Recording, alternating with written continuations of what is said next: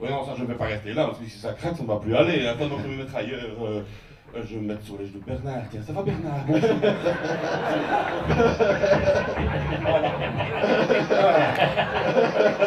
Ouh, hein? J'ai pas entendu un bruit. Oh, oulala! On dit qu'il est tout bleu, il y a un médecin dans la salle. Ça va, ça va? Non, avec le tarif qu'il paye, il n'y a pas de médecin. Bon, allez, je veux bien aller sur le tabouret, je vais mettre à côté d'Anne-Marie Lisin ici. Allez, d'accord, merci. Voilà. Alors, tu as fait tes études à l'Athénée Royal de Châtelet. Ouais. Et tu as quand même réussi dans la vie comme quoi? Continue à dire, excellente école. Moi, j'étais à l'Athénée Royal de Charleroi. Eh ben, je vais te dire un truc, si j'étais à l'Athénée Royal de Châtelet, c'est parce que mes parents étaient à peu près sûrs que si j'allais à l'Athénée Royal de Charleroi, j'allais être renvoyé. Et ceux qui étaient renvoyés de Charleroi, allaient d'office à Châtelet, donc on va directement à Châtelet.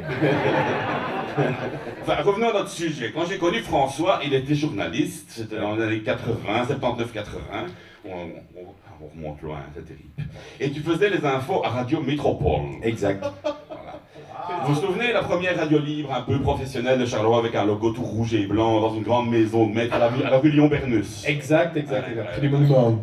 On pensait que le nom de Radio Métropole c'était pour copier Radiocité, mais en fait c'était parce que Paul, qui était le patron, aimait beaucoup qu'on était en transport en commun, c'est nul. Et donc il y avait François, mais il y avait aussi Rocky Prince, Pinky Pop, et Alain Simons, qui à l'époque avait des cheveux.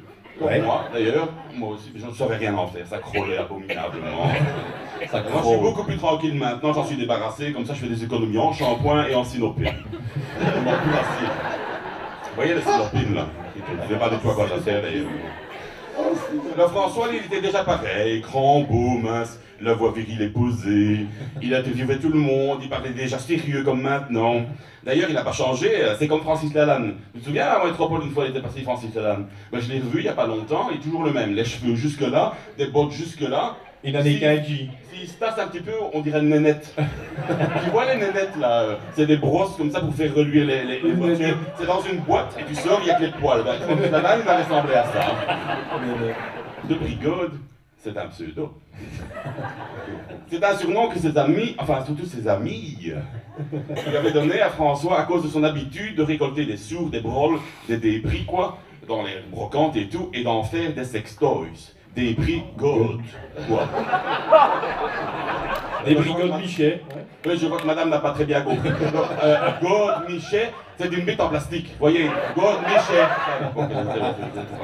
Et puis la fois où t'es rentré tout guilleré de la brocante des puces, et t'as dit à ta copine, chérie, regarde ce que j'ai trouvé, un vieux mix-soupe.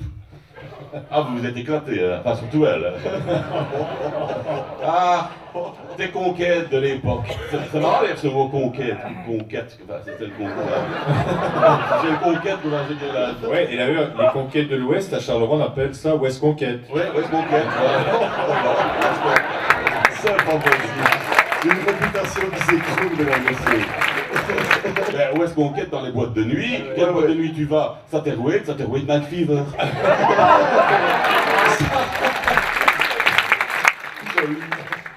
Bon.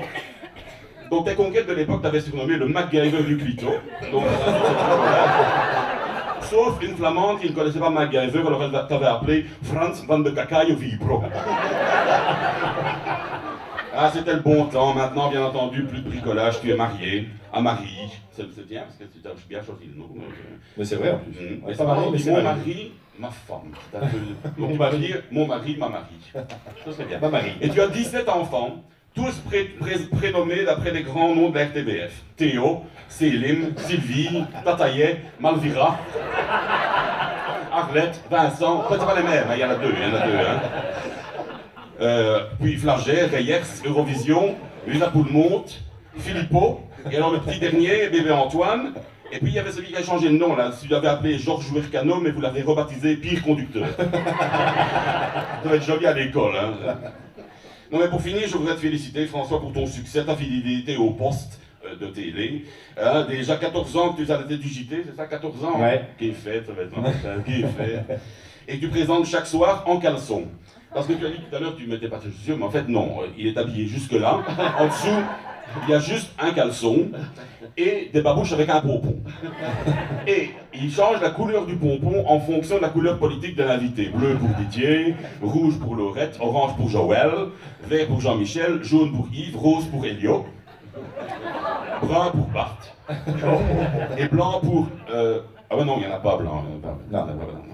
14 ans donc, mais il en faudra encore plus du double pour égaler le record de Patrick Poivre d'Arvor, qui, de 76 à 2008, est quand même resté 32 ans présentateur du GT, et il n'a plus un quiz sur chess. Donc, tu as intérêt à rester, mais peut-être pas trop longtemps, mais enfin, je te souhaite la même longévité, si du moins la RTBF existe encore, une fois que la Flandre nous aura attaqué avec son armée. Donc, rendez-vous dans 18 ans, en 2029, pour fêter la victoire de Brigode sur PPDA. On sera toujours jeune, on sera toujours beau. Espérons juste qu'on sera toujours là. Allez, joli. Philippe Chagnon. Bravo, Philippe.